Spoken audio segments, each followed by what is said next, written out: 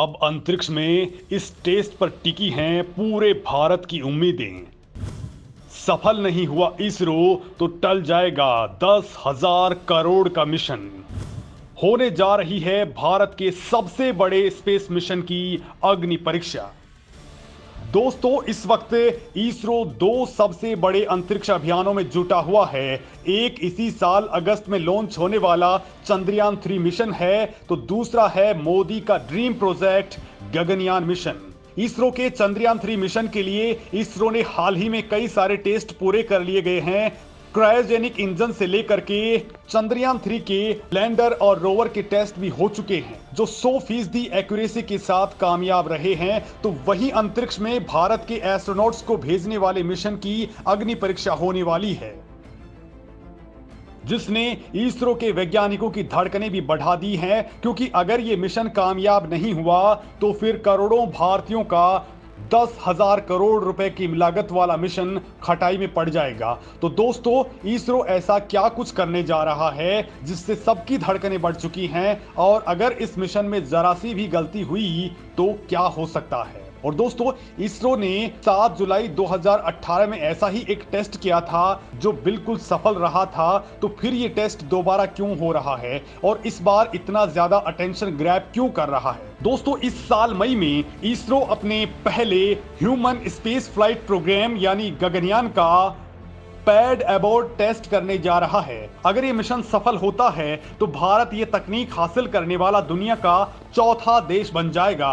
तो वहीं असफल होने पर गगनयान मिशन ही खटाई में पड़ जाएगा। दोस्तों, ये टेस्ट इतना खास है कि पीएम मोदी की टीम भी इसकी लगातार मॉनिटरिंग कर रही है। केंद्रीय विज्ञान मंत्री डॉक्टर जितेंद्र सिंह ने कहा है कि इसरो इसी साल मई में पैड एबोर्ट टेस्ट करेगा। अब दोस्तों, आपको जरा इस मिशन को ठीक से समझाता हूं। दरअसल एबॉर्ट का मतलब होता है मिशन को खत्म करना, और ये पैड एबॉर्ट टेस्ट असल में एक लॉन्च एस्केप प्रोग्राम होता है। इसे आप ऐसे समझ सकते हैं कि भारत की बेटी और नासा की एस्ट्रोनॉट्स कल्पना चावला जब अंतरिक्ष से वापस धरती पर आ रही थी तो उनका विमान अंतरिक्ष में ही क्रैश हो गया था और सभी एस्ट्रोनॉट्स मारे गए। अगर उस वक्त इस तरह की तकनीक होती तो वो सभी बच सकते थे। मतलब आप समझ चुके हैं कि ये तकनीक बहुत ज्यादा महत्वपूर्ण है। दोस्तों, ये तकनीक ठीक वैसी ही है जैसे फाइटर जेट में किसी भी तरह की इमरजेंसी या खराबी आने पर फाइटर पायलट सीट से इजेक्ट कर लेता है। ठीक उसी तरह ह्यूमन स्पेस फ्लाइट मिशन के रॉकेट में लॉन्च एस्केप सिस्टम होता है, जिसमें क्रू मॉड्यूल यानी उस केबिन को रॉकेट से अलग कर दिया जाता है जिसमें एस्ट्रोनॉट्स बैठे हुए होते हैं। आप देख सकते हैं कि ये रॉकेट का सबसे ऊपरी हिस्सा है जहां पर क्रू मॉड्यूल लगा होता है। जैसे ही रॉकेट में कोई गड़बड़ी होती है तो ये मॉड्यूल अपने आप लॉन्च व्हीकल से अलग हो जाता है। दोस्तों, क्रू मॉड्यूल के नीचे इंजन यानी बूस्टर्स लगे होते हैं। जैसे कि रॉकेट में किसी भी तरह की गड़बड़ी महसूस होती है, क्रू मॉड्यूल यानी एस्ट्रोनॉट्स के कैप्सूल के बूस्टर्स एक कमांड के साथ उसे रॉकेट से अलग कर देते हैं। अगर ये घटना वायुमंडल के नीचे होती है तो कैप्सूल से बड़े बड़े पैराशूट उसे आसानी से जमीन या पानी पर उतार देते हैं। अगर ये घटना वायुमंडल से ऊपर होती है तो कैप्सूल पहले वायुमंडल को पार करता है, फिर एक तय ऊंचाई पर आकर के उसके पैराशूट्स खुल जाते हैं। दोस्तों, आज की डेट में एलोन मस्क की कंपनी स्पेस एक्स ऐसा ही क्रू कैप्सूल अपना चुकी है, लेकिन इसरो उससे भी तगड़ी और स्वदेशी तकनीक पर इसे बना चुका है। दोस्तों, इसी साल मई में होने वाला यह टेस्ट पहली बार नहीं है। इससे पहले जब जुलाई 2018 में ऐसा टेस्ट किया गया था तो वो 4 मिनट 25 सेकंड तक चला था। उसमें क्रू मॉड्यूल को एक रॉकेट से 2.75 किलोमीटर ऊंचाई पर ले जाया गया था। उसके बाद पैड एबॉर्ट टेस्ट किया गया। दोस्तों, रॉकेट से अलग होकर क्रू मॉड्यूल सफलतापूर्वक पैराशूट के सहारे बंगाल की खाड़ी में गिरा। वो अपने लॉन्च पैड से उस समय करीब 3 किलोमीटर की दूरी पर इस खाड़ी में गिरा था। इसरो ने मई में होने वाले टेस्ट मिशन का नाम रखा है TVD-1 यानी टेस्ट व्हीकल डेमोन्स्ट्रेशन। दोस्तों, इसे अधिक ऊंचाई पर ले जाकर के किया जाएगा। पहले इस साल फरवरी में इसे किया जाना था, लेकिन किसी वजह से इसे टालकर अब मई में कर दिया गया है। इस बार एबॉर्ट टेस्ट 15 से 16 किलोमीटर की ऊंचाई पर किया जाएगा। इस दौरान जब इसरो का यान समुद्र तल से आसमान में 11 किलोमीटर की ऊंचाई पर होगा तब इन फ्लाइट एबॉर्ट सिनेरियो को शुरू कर दिया जाएगा और 15 से 16 किलोमीटर की ऊंचाई तक क्रू मॉड्यूल यानी गगनयान यात्रा करता रहेगा। जहां से कैप्सूल रॉकेट से अलग होगा, फिर एक सुरक्षित ऊंचाई तक आने के बाद पैराशूट खुल जाएंगे। दोस्तों इस बार कैप्सूल में उतना ही वजन डाला जाएगा जितना एस्ट्रोनॉट्स के बैठने के बाद होता है। दोस्तों इस फ्लाइट मिशन की ट्रैकिंग श्रीहरिकोटा में बैठे इसरो वैज्ञानिक मिशन कंट्रोल सेंटर से करते रहेंगे। अगर यह मिशन सफल होता है तो रूस, अमेरिका और चीन के बाद भारत दुनिया का चौथा देश होगा जिसके पास इस तकनीक में महारत हासिल होगी।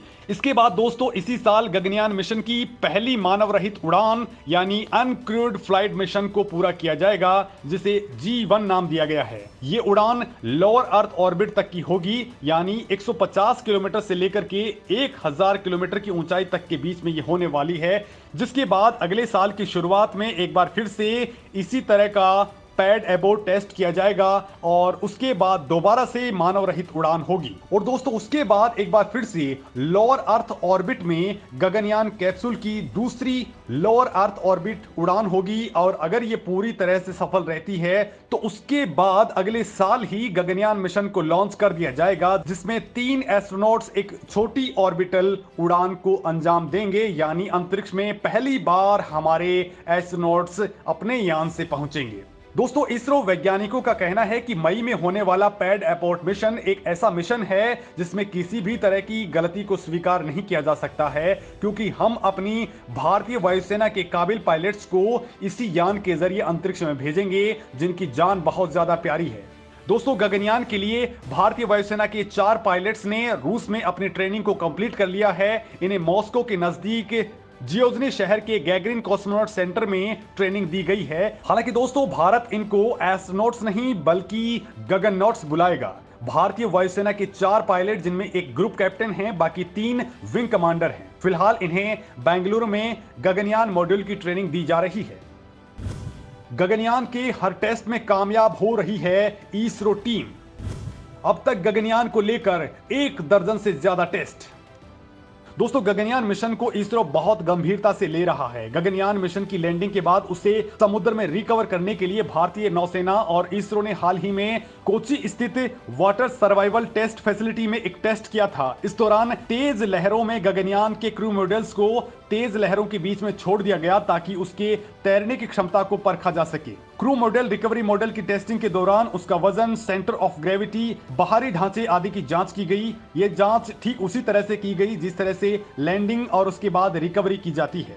दोस्तों ह्यूमन स्पेस फ्लाइट का अंतिम चरण क्रू मॉडल की रिकवरी को माना जाता है, जिसमें इसरो को बड़ी कामयाबी मिली है। तो वहीं विक्रम साराभाई स्पेस सेंटर के वैज्ञानिकों ने भारतीय सेना के साथ मिलकर के झांसी के बबीना फील्ड फायरिंग रेंज में गगनयान पैराशूट सिस्टम की टेस्टिंग की है। इसे integrated main parachute airdrop test नाम दिया गया, जिसमें पैराशूट की ताकत और क्षमता का परीक्षण किया गया। इससे पहले दोस्तों इसरो ने human rated solid rocket booster यानी HS-200 का सफल टेस्ट किया है। दोस्तों इस बूस्टर को GSLV Mark 3 रॉकेट के निचले हिस्से में लगाया जाएगा। तो वहीं दोस्तों इसरो ने विकास इंजन का लॉन्ग ड्यूरेशन होस्ट टेस्ट भी पूरा कर लिया है, जो भारी भरकम GSLV Mark 3 रॉकेट के लिक्विड स्टेज में लगाया जाएगा। तो वहीं दोस्तों गगनयान के मॉड्यूल को इसरो ने खुद बनाया है, इसमें किसी भी दूसरे देश की मदद नहीं ली गई है।